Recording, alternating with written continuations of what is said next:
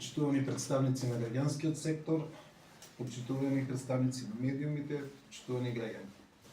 Чест задоволство ми е што присуствувате на оваа завршна пресконференција, на која ние како организација Жена Делчево ќе ги презентираме резултатите од спроведениот мониторинг од спроведените локални избори 2025 година. Оно што можеме да го кажеме со задоволство е дека можеме да ги оцениме овие избори дека беа протечени во една атмосфера на фер и демократски избори, амбиент кој охрабрува дека сепак граѓаните го дадоа својот глас за програмата на кандидатот за кој се одлучија и дека целиот изборен процес течеше во најдобар ред. Оно што ние го следевме во периодот кога се спроведуваат изборите беа најпрво периодот пред да почне кампањата, самата кампања за изборите, изборниот ден и примопредавањето на власт. Можеме да кажеме дека иако изборите ги оценуваме како на највисоко ниво, сепак можеме да кажеме дека кампањата почна неколку дена порано, при што кандидатите за градоначалници и кандидатите на советничките листи имаа средби со граѓаните, практика која што веќе 30 години се спроведува во Република Македонија и која се надеваме дека ќе биде отстраната во наредниот период. За време на самата кампања имаат кандидатите за градоначалници и кандидати за членови на совет имаа средби со граѓаните на кои ги презентираа своите изборни програми. Што е оно што всушност ние следевме во дадениот период? Наша задача беше да следиме дали има злоупотреба на административни ресурси. Злоупотреба да се однесуваше дали колите на институциите беа обележени видливо, дали се користеа службените простории за партиски активности, дали постојат притисоци од носители на функции и дали постоеше говор на омраза. Оно што дополнително го внесовме во следењето на изборниот процес е дали имаше вклученост и на трети страни, бизнес сектор, кој што фаворизираше одредена политичка структура. Со задоволство можеме да кажеме дека сепак кампањата поминува најдобар рок, иако имаме забелешки во делот дека сите возила треба да бидат обележани за граѓаните лесно и едноставно да препознаат на кој начин се спроведува кампањата.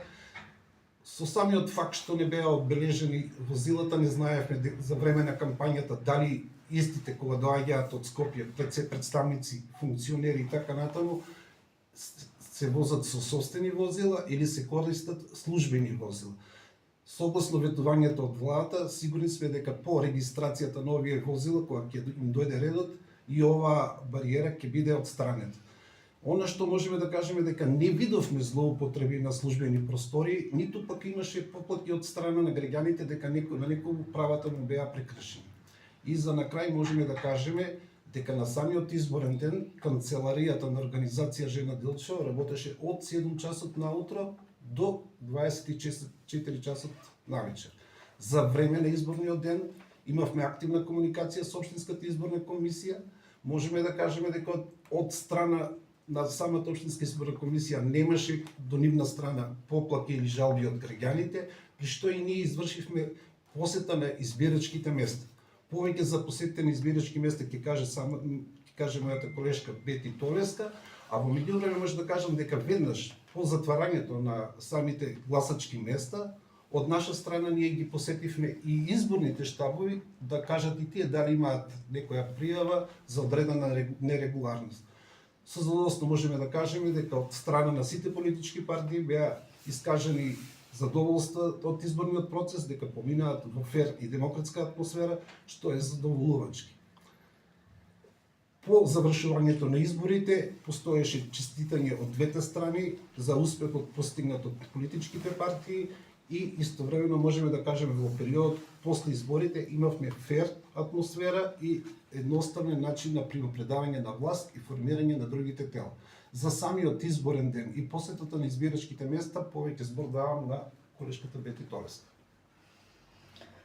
Значи, исто како и целата кампања, и изборниот ден се одвиваше во мирна, фер и инклузивна атмосфера, што представува позитивен индикатор за институционалната стабилност и демократската култура на заедницата. Тимот за мониторинг посети 9 избирачки места, претежно рурални и 2 урбани изборни места, и се евидентираше високо ниво на транспарентност, отворена комуникација и конструктивна соработка со избирачките одбори. Председателите на избирачките одбори, како и представниците на Министерството за внатрешни работи, действуваа професионално и согласно утврдените процедури, овозможувајќи непречен и кредибилен изборен процес. Овие наоди придонесуваат кон засилена доверба во изборните механизми и ја потврдуваат важноста од континуиран граѓански надзор. Така, оно што дополнително можеме да кажеме дека се надеваме дека за следните избори ќе бидат прифатени нашите предлози пред се во делот на изборниот процес, значи да биде јасно дефинирана улогата на представниците на јавната власт, односно функционери како што се пратеници, министри и така натаму, улогата на службениците кои што во попладневните часови одат во посета на семејствата затоа што постои ризик од можност за трговија со влијание да влијат на изборниот процес и се надеваме дека овие недостатоци ќе бидат отстранени. Исто како што е јавно одбележување на службените возила, што е исто така многу важно за понатамошните следни избори кои што предстојат.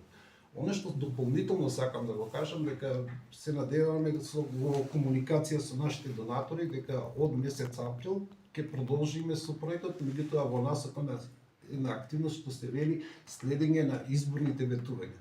Знаеме дека кандидатот што сега веќе и градоначелник, господинот Иван, имаше прекрасна програма, ние сакаме истата да се реализира и стоиме како засегната страна да дадеме придонес и истовремено да ги следиме сите тие изборни ветувања како ќе се реализираат, а да не останат само на парче хартија. Благодарам. Доколку има прашања од самите учесници на пресот, отворени сме за одговори. Околу поставеноста на кандидатите на банери и слични работи, како беше увидот, дали беше подеднакво распоредено, бидејќи претходно општината распише на кои места се може да се рекламира, така да кажеме, во кампањата. Изненадувачки беше дека всушност во текот на самата кампања не постоеше некој сериозен интерес за зафаќање на јавните простори, за поставување на банери, плакати и така натаму. Ова е изненадувачки од причина што порано имаше и агресија од страна на политичките партии едни кон други као кинење плакати и така натаму, затоа можеме да кажеме очигледно дека созреа и политичките партии, дека е многу битно како својата програма ќе ја приближат кон граѓаните, а улогата на флаерите очигледно остануваат во минатото.